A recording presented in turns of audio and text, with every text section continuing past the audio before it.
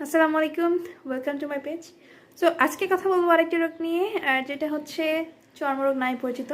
আসলে এই রোগটা ততটা গুরুত্বপূর্ণ না, আবার ততটাও অবহেলা করার মতো না। সো আজকে আমরা জানবো চর্মরোগটা কী, চর্মরোগটা কেন হয়, এর লক্ষণটা কী, আর এর চিকিৎসাটাই আমরা কীভাবে করতে পারি। ওকে, লেটস স্টার্ট। ওকে, চর্মরোগটা হচ্ছে একটা ত্বকের রোগ। মানবদেহের অন্যতম একটা স্বাস্থ্য সমস্যা।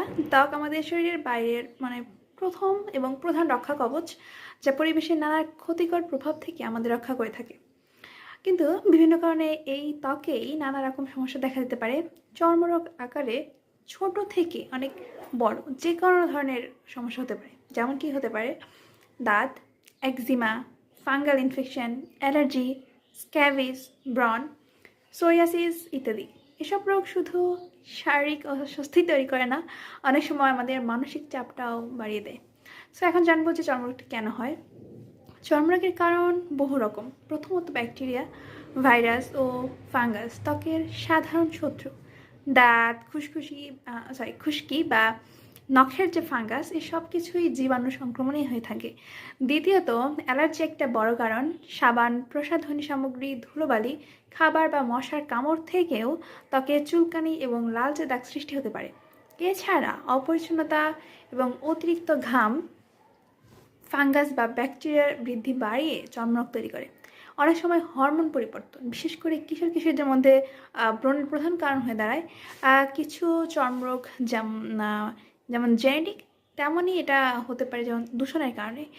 সূর্যের অতিবেগুনি রশ্মি, অপুষ্টি বা ভিটামিন ঘাটতিজনিত কারণেও ত্বকে সৃষ্টি হতে পারে এই চর্মরোগটা। এখন চর্মরোগের লক্ষণটা কী?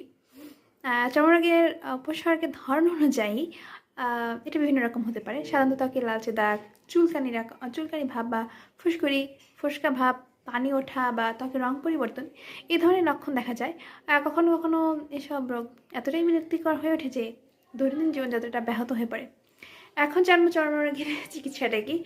চর্মরোগের চিকিৎসা রোগের ধরন অনুযায়ী করতে হবে। ফাঙ্গাল ইনফেকশন বা দাঁত হলে অ্যান্টিফাঙ্গাল ক্রিম ব্যবহার করা হয়। ব্যাকটেরিয়াল